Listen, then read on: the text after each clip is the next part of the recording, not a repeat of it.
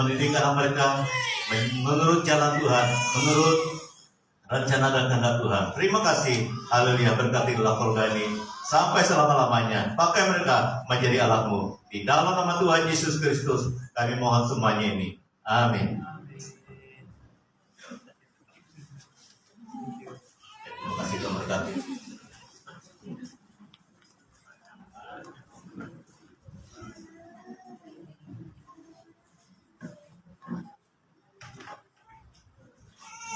Bapak Ibu saudara-saudara yang kasih dalam Tuhan Yesus Kristus, kita masih belajar tentang kuasa dalam kita bersyukur atau berkuasa dalam kesyukuran. Jadi ini merupakan sesuatu yang harus ada dalam kehidupan kita. Seperti mana yang kita saksikan dalam ruangan kesaksian tadi, kita melihat ada anggota gereja kita yang bersaksi bahwa mereka begitu senang digembalakan dalam terang Tuhan. Demikian juga dalam pujian penyembahan kita. Jadi pada pagi ini kita akan belajar satu topik firman Tuhan yang saya lihat dari kesaksian Rasul Paulus. Kita melihat dari Kolose 1 ayat 24 sampai 29. Kolose 1 24 sampai 29. Firman Tuhan berkata demikian. 21 sampai 29, ayat 24 sampai 29. Sekarang aku bersukacita bahwa aku boleh menderita karena kamu dan menggenapkan dalam dagingku apa yang kurang pada penderitaan Kristus untuk tubuhnya, yaitu jemaat.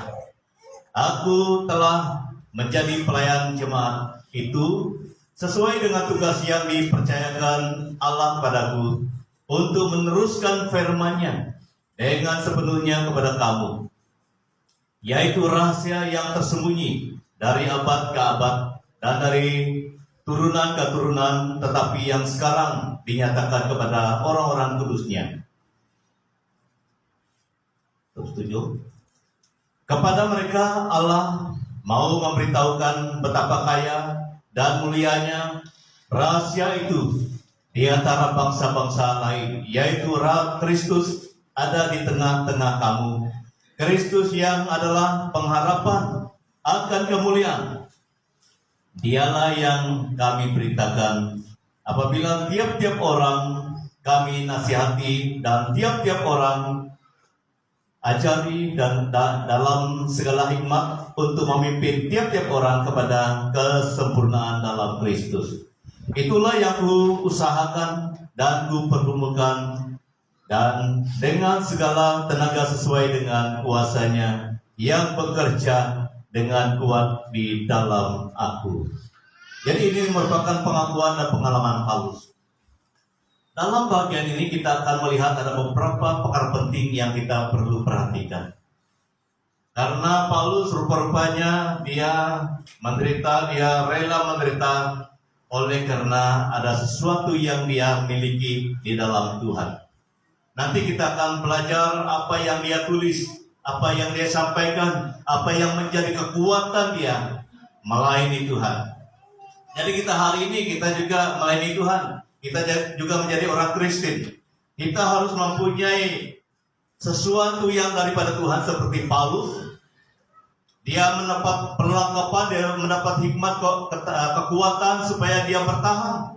Itu juga yang perlu kita dapat. Jadi rupa-rupanya penderitaan yang dia alami itu tidak mendatangkan duka-cita, tetapi sukacita, kesyukuran. Sukacita itu sama dengan kesyukuran. Itu sebabnya pada pagi ini saya mau menyediakan tema kita adalah bersukacita dalam Kristus. Karena bersukacita ini sama artinya bersyukur. Kuasa dalam kesyukuran. Kuasa Tuhan dalam kesyukuran. Jadi itu sebabnya dia bersukacita walaupun dia susah, walaupun dia menderita dalam pelayanan. Apa rahasia? Kenapa Paulus tetap bersukacita walaupun dia mengalami pelbagai yang menekan dia, pelbagai yang menyusahkan dia? Kenapa? Jadi kalau menurut mata ataupun kacamata manusia kita heran. Tetapi apabila kita melihat apa yang dia alami, apa yang dia dapat daripada Tuhan, baru kita mengerti. Jadi menjadi orang Kristen saudara bukan senang. bukan semudah yang kita pikirkan. Tetapi dia akan menjadi senang, dia akan menjadi mudah, bukan karena kekuatan kita sendiri, tetapi oleh karena ada Tuhan bersama dengan kita. Itu yang pasti. Jadi Paulus katakan dia tetap bersukacita dalam Tuhan, tetap bersukacita dalam pelayanan, dalam penderitaan, bukan karena kehebatan dia. Tetapi ada Tuhan. Ada Tuhan Yesus. Ada Roh Kudus Tuhan, terang firman Tuhan bersama dengan dia. Ini yang perlu ada dalam kehidupan kita. Kita tidak boleh menjadi orang Kristen yang tanpa Kristus. Kita tidak boleh menjadi orang Kristen yang tidak ada penyertaan Tuhan. Jadi kalau kita melihat dunia hari ini bukan semakin baik, tetapi semakin jahat, itu tidak membuatkan kita susah hati.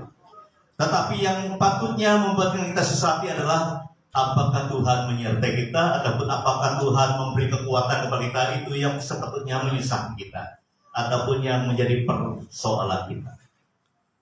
Keadaan dunia ini sebenarnya tidak boleh menjadi sumber tekanan hidup kita. Tetapi pertanyaan hari ini, apakah kita tetap bersukacita dalam Kristus? Saya harus bertanya pada diri saya, dan kamu harus bertanya dalam diri kamu, apakah kamu bersukacita dalam Kristus? Saya ketelahuan melulu Tuhan, awi jam Rasul Paulus, saya ketelahuan tangan dalam Tuhan. Kita akan bersukacita kalau kita mendapat sesuatu daripada Tuhan. Ini penting.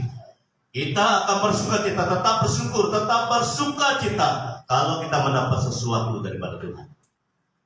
Yang pertama, yaitu bersukacita dalam penderitaan. Sekarang aku bersukacita dalam bahwa aku boleh menderita karena kamu dan mengenakan dalam dagingku apa yang kurang. Kita perhatikan apa yang kurang pada penderitaan Kristus untuk tubuhnya, yaitu jemaat. 25, aku telah menjadi pelayan jemaat itu sesuai dengan tugas yang dipercayakan Allah kepadaku untuk meneruskan firman-Nya dengan sepenuhnya kepada kamu. Jadi jangan salah pikir apa yang kurang pada penderitaan Kristus. Tidak ada yang kurang yang pernah dilakukan oleh Kristus. Kita harus perhatikan kenapa Paulus katakan yang kurang itu. Ini yang kita perlu bahas hari ini. Karena Yesus sudah sempurna mati untuk kita. Yesus sudah sempurna bangkit dari kematiannya. Yesus sudah sempurna menyatakan dirinya hidup 40 hari. Dan sesudah 40 hari dia naik ke surga. Sempurna, tidak ada yang kurang. Tetapi kenapa Paulus katakan yang kurang dalam penderitaan? Yang kurang itu adalah apa yang belum dia lakukan dalam kehidupan manusia. Jadi kalau dia begitu, kenapa dia menulis seperti itu? Kalau kita melihat kehidupan Tuhan Yesus, dia mulai umur 33 tahun. Dan dia melayani 3 tahun lebih saja. Dan tidak dia melayani selama-lamanya di bumi ini. Tidak melayani selama-lamanya. Kenapa dia tidak melayani selama-lamanya? Dia beri kepercayaan kepada kita. Dia beri kepercayaan kepada rasul-rasul. Dia beri kepercayaan kepada kita hari ini. Itu sebabnya Paulus katakan apa yang kurang. Dia menggenapi dalam dagingku. Apa yang kurang? Apa yang belum Yesus lakukan? Karena Yesus naik, dia tidak akan meneruskan pelayanan. Dia harus naik. Dia harus naik dan Roh Kudus turun. Memakai Paulus, memakai Petrus, memakai kita hari ini. Jadi itu sebabnya ada yang kurang. Yang kurang itu yang belum dilakukan oleh Yesus. Siapa yang melakukannya? Rasul-rasul. Rasul Paulus, Rasul Petrus. Kita hari ini majelis kerja, semua pasta, semua pendeta, semua reverend hari ini. Kitalah yang melakukan yang belum Yesus lakukan itu. Itu artinya. Karya keselamatan sudah sempurna, tetapi pelayanan-pelayanan yang seterusnya itu kitalah yang melakukannya. Itu sebabnya Paulus bersukacita karena dia tahu kepercayaan itu adalah daripada Tuhan. Kita menjadi orang Kristen bukan karena kita layak, saudara. Kita menjadi hamba Tuhan, saya menjadi pastor bukan karena saya layak, tidak. Karena Tuhan memberi kepercayaan, peluang kepada saya, peluang kepada kita. Mau telok umat, telok tekap, aku tetap jadi pastor, tidak. saya harus katakan saya sebenarnya tidak layak menjadi pastor. Tetapi adapun saya menjadi hamba Tuhan, adapun saya menjadi pastor, oleh karena Yesus memberi peluang. Mereka terlalu emang terlalu mau abin aku udaranya Tuhan tetap aku jadi pendeta mereka terlalu tetap kita tidak layak sebenarnya, tetapi peluang itu Tuhan berikan supaya kita melengkapi apa yang belum Yesus lakukan. Tidak, Yesus akan menginjil seluruh dunia ini. Dia memberi kepercayaan itu kepada rasul-rasul. Dia memberi kepercayaan itu kepada kita hari ini. Kita harus bangga, saudara. Kita harus bangga menjadi majelis gereja. Kita harus bangga menjadi EJK pelayanan wanita. Kita harus bangga menjadi pelayanan, EJK pelayanan apapun. Ini yang perlu kita banggakan supaya kita tetap bersukacita. Karena peluang itu diberikan oleh Tuhan. Itulah Paulus katakan, sebab kamu dikaruniakan bukan hanya percaya pada Kristus saja. Kamu baca Filipi 1:29 itu. Sebab kepada kita dikaruniakan bukan saja untuk percaya pada Kristus, melainkan juga untuk menderita bagi Dia. Menderita bagi Dia bukan hanya menderita sembarangan, tapi kita melakukan sesuatu yang begitu sukar, sebenarnya sukar itu penderitaan. Bukan senang juga kita memberitakan Injil, bukan senang juga kita pergi menginjil, bukan senang, tapi oleh karena penyertaan Roh Kudus Tuhan kita mampu. Dalam penderitaan kita itu kita tahu kita melakukannya untuk Tuhan, itu sebabnya kita mau melakukannya. Jadi tidak cukup untuk percaya saja. Percaya saja. Kalau tidak membuat sesuatu bagi Tuhan, itu tidak cukup. Paulus sudah jelaskan, sebab kepada kita dikaruniakan bukan hanya percaya, dibaptis begitu saja. Kita harus menderita. Kita harus terlibat sama. Itu sebabnya kita buat kelompok sel, supaya dalam kelompok sel itu kita saling mendoakan satu dengan yang lain. Kita saling pergi ke rumah, supaya kita sama-sama ambil bahagian, bukan pastor saja, bukan ketua dekan saja, bukan majelis gereja saja. Kita semua diberi peluang itu. Kalau ada list kamu ambil saja. Itu adalah pelayanan kita bersama. Tidak cukup kita hanya percaya dibaptis saja, kita harus terlibat menderita bagi Tuhan Yesus. Amin. Jadi baik dalam apapun activity, we love, we care, we share. Kita harus terlibat sama. Jadi jangan kita harap WP saja yang masuk tabung ini. Jadi kita harus pikirkan bagaimana kita boleh terlibat dalam tabung. We love, we care, we share. Jangan hanya harap orang lain saja yang masuk dalam itu. Kita harus terlibat sama, walaupun dia 1 ringgit, 5 ringgit, 10 ringgit. Kita pastikan tabung itu senantiasa ada. Amin. Dari tabung inilah kita menyatakan kasih Tuhan kepada yang lain yang memerlukan. Itu juga penderitaan bagi Tuhan. Sebenarnya banyak yang kita perlu pikirkan. Paulus sanggup karena dia tahu dia melakukannya untuk Tuhan. Itu sebabnya dia berkata kepada mereka dalam Kisah Para Rasul 21:13, sebab aku ini rela bukan saja untuk diikat, tetapi juga untuk mati di Yerusalem oleh karena nama Tuhan Yesus, kata dia. Karena ada satu nabi waktu itu, Nabi Agabus. Waktu Paulus datang di antara orang percaya, Agabus sampai tali pinggang dia ikat Paulus. Beginilah orang ini akan diikat waktu dia pergi Yerusalem, kata Nabi Agabus. Paulus jawab, sebab aku ini bukan saja rela saja untuk diikat, tetapi juga mati di Yerusalem karena nama Tuhan Yesus. Ini adalah kekuatan dari dalam hati Paulus. Kita perlu ada kekuatan dari dalam hati kita, yaitu penyertaan Roh Kudus Tuhan dan terang firman Tuhan. Paulus tidak mengungkapkan itu dengan hikmat dia sendiri, tapi ada kekuatan Tuhan dari dalam hati Paulus.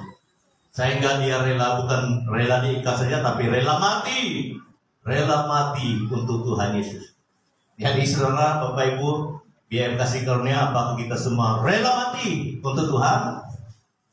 Jadi kalau ada program persembahan mingguan, persembahan ini itu, kita rela saja. walaupun kita sepertinya kekurangan, tapi kita percaya Tuhan akan mencukupkan. Jadi bukan saja rela kekurangan, rela mati juga untuk Tuhan, karena kita tahu Tuhan sudah mati untuk kita. Yang kedua, melakukan tugas yang dipercayakan Allah pada kata Paulus untuk meneruskan firman-Nya. Dalam Kisah para Rasul 20 ayat 24, tetapi aku tidak menghiraukan nyawaku sedikit pun, asal saja aku dapat mencapai garis akhir. Ini target yang ada dalam hati Paulus. Jadi sesudah kita terima Tuhan sebagai Tuhan dan Juru Selamat, apa sasaran kamu? Apa sasaran kita semua? Pasti ada sesuatu yang Tuhan berikan sebenarnya. Bukan hanya kami pesta, bukan hanya majelis gereja, bukan hanya katolik yang mempunyai sasaran, yang mempunyai visi dalam Tuhan. Semua kita sebenarnya. Semua orang percaya harus mempunyai wawasan, visi, sesuatu yang mau dicapai dalam Tuhan. Ini adalah sesuatu yang membuat kita sebenarnya bersukacita dalam penderitaan itu, karena kita mendapat wawasan, visi daripada Tuhan. Bukan hanya memberitakan Injil saja, tetapi ada banyak yang kita perlu lakukan untuk Tuhan. Sampai ke garis akhir kita harus melakukan sesuatu untuk Tuhan. Dalam keluarga kita, coba kamu pastikan apa saja yang kamu pernah lakukan setiap bulan, bahkan sepanjang tahun ini untuk Tuhan. Jadi buat sesuatu untuk Tuhan itu bukan hanya berkorban, bukan hanya berdoa, tetapi ada sesuatu yang kita lakukan dari diri kita, dari keluarga kita sendiri. Coba kita pikirkan hari ini. Apakah ada tugas yang khas yang pernah Tuhan taruhkan dalam hati kamu untuk dilakukan dalam pekerjaan Tuhan, khususnya dalam gereja BIM Kasih Karunia ini? Karena kita sedang fokus melayani Tuhan dalam channel ini, dalam channel Tuhan ini, BIM Kasih Karunia. Apakah ada keterlibatan kamu dan keluarga kamu dalam channel Tuhan BIM Kasih Karunia? Jadi ada beberapa kali saya berpikir seperti ini. Kalau kami semua ini terlibat dalam pelayanan Tuhan, saya rasa Tuhan sedang melakukan sesuatu melalui gereja BIM Kasih Karunia. Jadi Paulus tahu bahwa tugasnya adalah memberitakan firman. Tapi itu adalah tugas Paulus. Tugas kita apa? Tugas kamu apa? Sesudah kamu senang hati karena Yesus telah bebas kita, menyelamatkan kita, apa yang kamu pikirkan untuk Tuhan?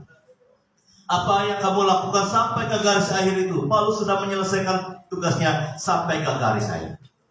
Jadi waktu kita bertemu dengan Tuhan lain kali, Tuhan akan bertanya, apa yang pernah engkau berbuat bagiku? Sudah tentu berapa jiwa yang kau menangkan melalui kehidupanmu, melalui persembahanmu, melalui doamu. Dia tidak tanya berapa banyak rumahmu di bumi ini, tidak. Berapa banyak pelayanan yang pernah engkau lakukan bagiku, sehingga jiwa-jiwa dimenangkan. Keterlibatan kita bersama dalam kerja Tuhan, dalam pelayanan Tuhan, itu menghasilkan begitu banyak jiwa. Kalau kita kerja sama, kalau kita terlibat sama. Pelayanan Tuhan ini bukan kami dua ketolikan sendiri saja, ataupun bukan kami majelis gereja sendiri saja yang menggerakkannya. Kita semua yang menggerakkan pelayanan ini. Jadi tanyakan diri sendiri, apa yang sedang saya berikan untuk Tuhan, sehingga di garis tengah nanti Tuhan memuji saya. Yang kedua, pada hari ini selain daripada bersukacita dalam penderitaan, kita bersukacita dalam bersaksi bagi Dia. 26-27, yaitu rahasia yang tersembunyi dari abad ke abad dan dari turunan ke turunan, tetap yang sekarang dinyatakan kepada orang-orang kudus-Nya. Kepada mereka Allah mau memberitahukan betapa kaya dan mulianya rahasia itu di antara bangsa-bangsa lain, yaitu Kristus ada di tengah-tengah kamu, Kristus yang adalah pengharapan akan kemuliaan.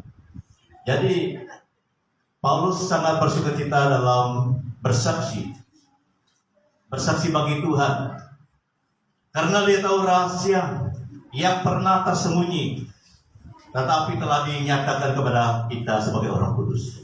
Kalau kita perhatikan dalam Matius 13 ayat 11, Matius 13 ayat 11, Yesus katakan, kepadamu diberi karunia untuk mengetahui rahasia kerjaan surga, tetapi kepada mereka tidak.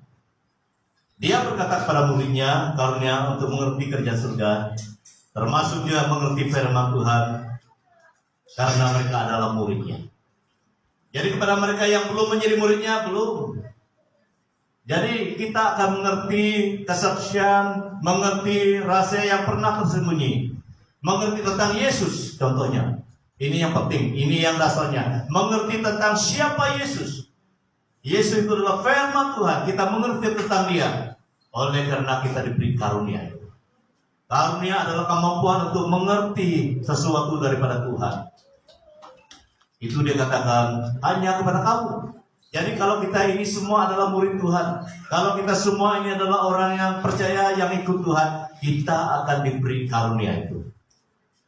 Karunia untuk mengerti rahasia daripada Tuhan yang pernah disembunyikan sebelum Yesus datang dari abad ke abad, dari turunan ke turunan, tapi sekarang telah dinyatakan, kata Paulus. Paulus juga sudah mengerti tentang siapa Yesus. Jadi saudara, kalau kita sudah menjadi orang Kristen, kita harus berkata kepada Tuhan dalam doa, Tuhan, saya semakin mau mengenal Engkau lebih lagi. Seperti mana yang Kau katakan diberikan yang pada orang yang percaya tentang rahasia itu. Saya pun mau, kita harus berdoa seperti itu. Bukan hanya kami yang berdiri di depan yang menyampaikan firman Tuhan itu yang harus tahu. Kita semua harus tahu apa isi hati Tuhan kita, apa yang disebalik semua firman yang kita belajar. Kita harus tahu supaya kita dapat bersaksi tentang apa yang tersembunyi di dalam Tuhan itu. Tidak mungkin kita dapat bersaksi kalau kita tidak tahu apa yang di dalam Tuhan. Jadi kalau kita melihat dalam Efesus 1 ayat 9, sebab ia telah menyatakan rahasia kehendaknya kepada kita sesuai dengan rencananya, kerelaannya, yaitu rencana kerelaan dari semula tentang telah ditetapkannya di dalam Kristus, di dalam Kristus. Jadi artinya kita harus mengerti siapa Kristus itu, karena ada banyak yang terdapat di dalam Kristus. Bagaimana kita dapat mengenal dia? Kita harus diberi karunia itu, diberi kemampuan itu. Karena karunia itu adalah kemampuan daripada Tuhan untuk mengerti apa yang di dalam Kristus. Ini yang ada dalam kehidupan kita orang percaya. Karena orang percaya ini adalah orang yang dimeterai dengan Roh Kudus. Apabila kita percaya kita sudah ditanda dengan Roh Kudus, kita harus berdoa seperti itu. Tuhan, saya mau mengenal Kau lebih lagi, supaya saya boleh bersaksi tentang Kau. Jadi itu sebabnya kita harus sama-sama bersaksi. Kalau tidak ada katolikan, tidak ada pastor, tidak ada majelis gereja, tidak ada mengikuti dalam kelompok itu, dalam kebaktian itu, kamu boleh. Karena kita sama-sama diberi hikmat itu. Tidak semestinya kami ini saja yang akan bersaksi, tidak. Kita harus bersaksi. Bersaksi bagi anak-anak kita, bersaksi bagi cucu-cucu kita, bersaksi bagi sanak saudara kita. Kenapa kita boleh bersaksi? Karena kita sudah diberi karunia mengenal Yesus. Karena Yesus itu adalah segala-galanya. Kaulah segalanya di dalam hidupku. Kebenaranmu, kerajaanmu itu bagianku. Kaulah segalanya. Engkaulah segala-galanya dalam kehidupan. Apabila kita mengenal siapa Yesus itu, kita mengenal segala-galanya. Kalau kamu sedih, Kristus yang kamu kenal itu akan menghiburkan. Kalau kamu mau menginjil saudara kamu yang belum percaya, Kristus yang kamu kenal itu yang menolong kamu menginjil yang belum percaya. Segala-galanya ada dalam Kristus. Itu sebabnya kita harus kenal dia lebih lagi. Itu tugas siapa? Tugas kita semua. Itu sebabnya kita harus baca firman supaya kita diberi hikmat itu. Dan selebih itu kita harus berdoa, Tuhan beri saya hikmat, beri saya karunia untuk mengenal Engkau melalui firman. Yang kedua, dia katakan kekayaan dan kemuliaan Allah ada dalam Kristus. Puji Tuhan, kekayaan dan kemuliaan Allah, Tuhan Allah. Itu yang nyanyian terakhir itu, Yahweh. Yahweh itu adalah Allah ataupun Tuhan. Kenapa Yahweh itu tidak disebut sembarangan waktu orang Yahudi dulu, waktu orang Israel sebelum Yesus datang? Karena nama Yahweh itu nama yang maha mulia, nama yang sangat agung, nama yang sangat tinggi. Waktu mereka, ini sejarah orang Israel, waktu mereka mau menyebut nama Yahweh itu, mereka akan tunduk ke tanah, tidak berani melihat ke atas, karena mereka terlalu hormat, terlalu mengagumi. Jadi itu sebenarnya nama yang paling agung, yang pernah dikenal oleh orang Israel dan dikenal oleh kita hari ini. Kita harus bangga menyebut nama dia, karena itu adalah nama Tuhan, Yahweh, Tuhan Allah. Adonai itu juga nama dia, karena orang Israel mereka pakai Adonai juga untuk menghormati dia, itu juga Tuhan. Jadi di dalam Kristus ada kekayaan dan kemuliaan Tuhan. Kalau kita semua mengenal dia, semakin mengenal dia, kita mengenal kekayaan kemuliaan daripada Tuhan Allah. Ia adalah gambar Allah yang tidak kelihatan, yang sulung dari lebih utama dari segala yang diciptakan, karena di dalam dialah telah diciptakan segala sesuatu yang ada di surga dan di bumi, yang kelihatan dan yang tidak kelihatan. Siapa dia? Itu adalah Tuhan Yesus. Di dalam dia segala-galanya kuasa kemuliaan ada. Dia menciptakan sesuatu di surga, dia mempunyai surga, dia juga mempunyai bumi ini. Dia menciptakan bumi ini dengan kuasanya. Jadi kita harus kenal dia, semakin kenal dia, supaya kita berani bersaksi. Dalam Filipi 4:19, Allahku akan memenuhi segala keperluanmu menurut kekayaan dan kemuliaannya dalam Kristus. Diulang-ulang lagi, dalam Kristus, dalam Kristus. Kalau kita mau baca banyak teks lagi, dalam Kristus itu segala-galanya daripada Tuhan kita, daripada Allah kita. Jadi kita adalah orang yang berbahagia, orang yang bertuah, karena kita mengenal nama itu. Kita berani memuji nama itu. Kita berani katakan, aku hidup, aku boleh melangkah oleh karena Kristus. Apabila kita terus mengistihakan nama itu, mengenal nama itu, kita mengenal kekayaan dan kemuliaan Tuhan. Dan dari sana kita boleh bersaksi. Jadi saudara, pertanyaannya pada pagi ini, apakah kamu pernah bersaksi kepada kawan-kawan kamu yang pernah bekerja dengan kamu, yang pernah bersekolah dengan kamu, kalau kamu masih bersekolah, yang pernah bersama-sama dengan kamu di mana-mana. Jadi ini pengalaman saya secara pribadi. Sesudah saya pergi sekolah Injil 3 tahun di Long Lama, masih belum pandai bersaksi, masih belum pandai menginjil. Jadi saya tetap berdoa, Tuhan, saya sudah selesaikan persekolahan 3 tahun. Bagaimana saya boleh bersaksi? Sedangkan bersaksi ini, menginjil ini adalah sesuatu tugas yang susah, karena saya belum pernah melakukan itu. Itu merupakan bahan doa utama saya setiap pagi sebelum saya pergi mulai. Jadi saya betul-betul bergumul, Tuhan bagaimana? Ini saya sudah tamat, sudah selesai semua, tapi sekarang saya mau melangkah. Bagaimana saya boleh? Jadi Tuhan mengenal isi hati. Apabila kita meminta itu, Dia akan memberi apa yang kita perlukan, saudara. Kalau kamu tidak minta, bagaimana Dia mau beri? Kamu tidak minta. Jadi saudara, Bapak kita sangat baik. Tuhan kita adalah Kristus yang mempunyai segala-galanya. Kita harus minta, saudara. Minta kekuatan, kemampuan, keberanian untuk bersaksi. Jadi kalau kami menjadi gereja saja yang bersaksi, yang menginjil, kita punya pelayanan agak lambat. Tetapi kalau kita sama-sama bersaksi, api penginjilan itu akan cepat merebak. Jadi tanyalah diri sendiri, Tuhan, bagaimana saya boleh bersaksi? Nomor 1, kamu harus mengenal Tuhan Yesus lebih dalam lagi. Nomor 2, kamu harus minta Dia pimpin pakai kamu dengan kuasa Roh Kudus-Nya. Nomor 3, setialah kepada Dia sampai selama-lamanya. Tuhan akan pakai kita semua. Ini adalah tugas kita semua, saudara. Tuhan mau kita bersukacita, bersaksi bagi Dia.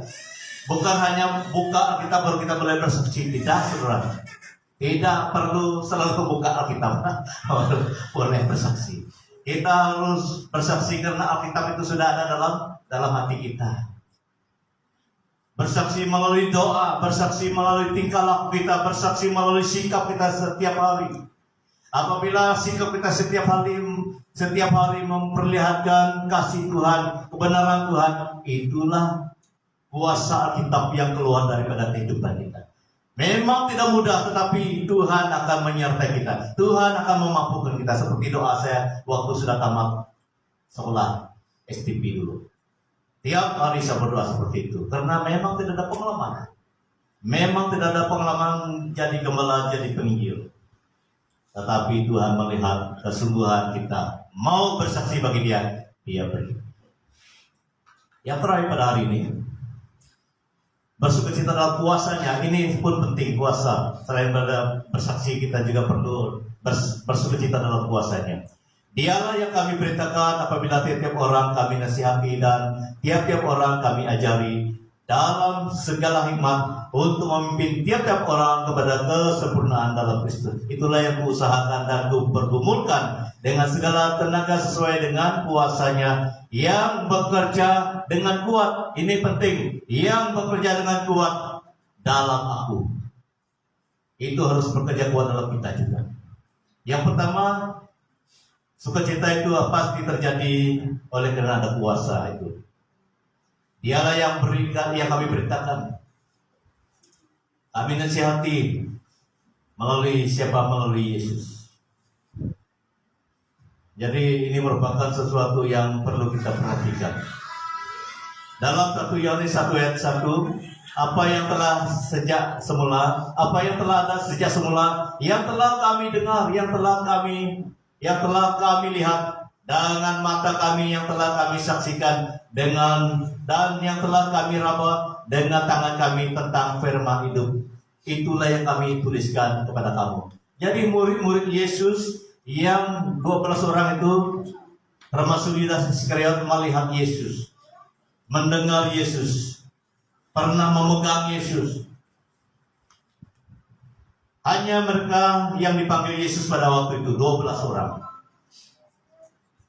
Dan waktu Yesus naik ke surga, siapa yang menjadi saksi? Tidak lain tidak bukan mereka, termasuk Paulus. Karena Paulus juga mendengar suara Yesus. Jadi kita adalah orang yang berbahagia karena kita mendengar, belajar dan membaca kesaksian dan tulisan orang yang pernah melihat Yesus, hidup bersama dengan Yesus, dan juga pernah berjalan mengajar bersama-sama dengan Yesus. Tulisan mereka yang ada pada kita hari ini. Jadi itu merupakan kuasa Tuhan yang ada di tangan kita. Itulah Paulus katakan, siapakah engkau Tuhan? Kata Tuhan, engkaulah. Siapakah engkau Tuhan? Dan Yesus katakan, akulah Yesus yang kau aniaya. Karena waktu itu Saulus menganiaya jemaat Tuhan. Dari sana dia tahu, ini Tuhan yang perlu kulayani. Jadi itulah yang perlu ada dalam tangan kita. Kuasa firman itu harus kita pegang, harus kita tekuni supaya kuasa itu selalu ada dalam hati dan kehidupan kita. Daripada itulah kita boleh bersukacita karena ada kuasa firman, ada kuasa yang daripada Tuhan di dalam diri kita. Yang terakhir, ini yang perlu ada juga. Itulah kuusahakan kupergumulkan sesuai dengan kuasanya yang bekerja kuat dalam aku. Yang bekerja kuat. Jadi sekarang Roh Kudus ada bersama kita, terang firman Tuhan ada dalam dunia ini. Dan itulah yang perlu kuat di dalam kita, yang senantiasa di dalam kita. Kalau kita membaca Yohanes 16 ayat 13, tetapi apabila Ia datang, yaitu Roh kebenaran, Ia akan memimpin kamu ke dalam seluruh kebenaran. Yang kedua, Roma 8 ayat 16, semua orang yang dipimpin Roh Allah adalah anak Allah. Roh itu bersaksi bersama-sama dengan roh kita bahwa kita adalah anak-anak Allah. Jadi apabila kita percaya pada Yesus, Roh Kudus Tuhan itu diberikan kepada kita, dan Roh itulah yang memberi kita penjelasan seperti yang dikatakan oleh Yesus itu, memimpin kita ke dalam seluruh kebenaran itu. Ini yang menolong kita mengenal firman Tuhan. Dan yang kedua juga, apabila kita adalah orang yang percaya, pasti ada Roh Kudus itu, dan Roh itu yang bersama dengan Roh kita berseru pada Tuhan Allah, ya Aba, ya Bapa. Itu kekuatan kuasa Tuhan yang harus kuat, yang selalu tetap di dalam diri kita, supaya kita berani bersaksi. Berani bersaksi. Jadi banyak pengalaman yang perlu kita lihat dalam kehidupan kita.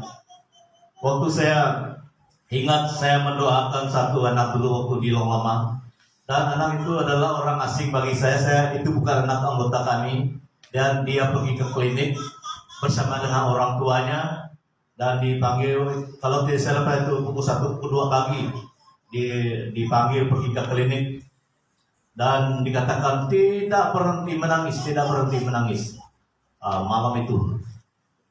Jadi yang menjadi ME pada waktu itu adalah kami punya majelis gereja juga, dia panggil saya pergi.